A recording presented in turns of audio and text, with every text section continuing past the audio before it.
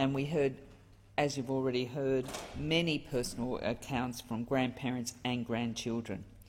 We heard evidence of the physical and mental toll the caring role can have on grandparents. We've heard stories of the often difficult circumstances under which grandparents often come to this role.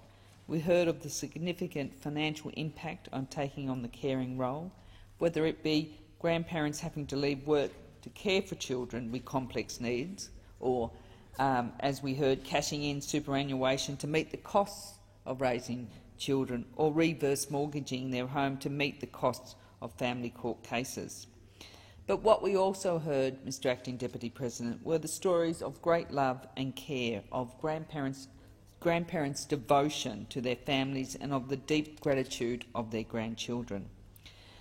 The quote from the evidence of Ms Shari de Jong from the Grandparents Rearing Grandchildren's WA, which opens the concluding chapter of the report, I think encapsulates the evidence that the committee heard, and I quote, "This road grandparents are on is long, hard, tough, bumpy, painful, soul-destroying and exhausting.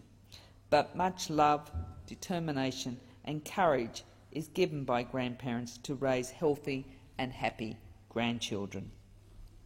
The grandparents and even grandchildren who made submissions and gave evidence to the inquiry detailed the range of challenges that they face being grandparent carers.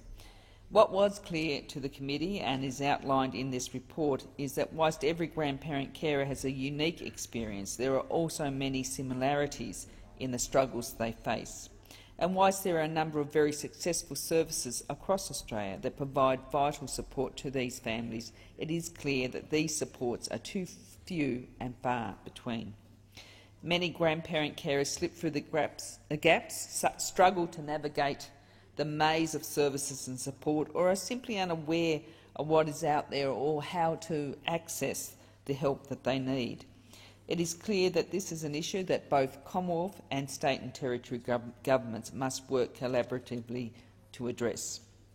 Whilst the evidence received by the committee makes it clear that a number of grandparents raising grandchildren is increasing in Australia, the evidence also shows that there is no clear picture of these families. The committee heard evidence suggesting in my home state of Tasmania that there are some 2,000 grandparents that are taking primary responsibility for raising their grandchildren, but the number could be much higher. For this reason, the committee has made recommendations in relation to the need for better statistical data and longitudinal research on grandparent carers and their families. This evidence is vital to ensure that we can understand, recognise and support these families. The committee also made a range of recommendations about both the financial and non-financial supports which are needed by both formal and informal grandparent carers. I do just quickly, Mr Acting Deputy President, wish to highlight several of the recommendations which I think go to the heart of much of the evidence we received across the nation. Time and time again we heard from grandparents that they were simply unaware of where to start or who to turn to when they found themselves taking on the caring role. At the time of the greatest uncertainty and upheaval, many grandparents found themselves without support and without access to information about where they might even start to look for this support. It is important to ensure that there is a comprehensive system of supports and services available to grandparent carers. But just as important is the need for information and resources for grandparent carers to ensure that they are aware of the supports available and know where to go to get them. Awareness and recognition within service organisations, government agencies and the broader community is also vital to ensure that grandparent carers get the support they need to raise their grandchildren. Many grandparents who made submissions and gave evidence told the committee that they felt their role and contribution was not understood or acknowledged. Grandparent carers recounted challenges that they face when dealing with government agencies, schools and other service providers, and also on a more personal level with friends and others within the community. Tackling this issue will be a key element of the response to the committee's report.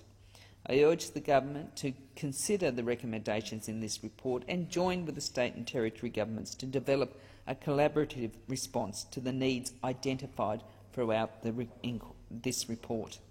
I'm proud to be able to have been part of the inquiry, and I thank, like Senator Smith has done, the grandparents, the grandchildren and the organisations who contributed to this important inquiry.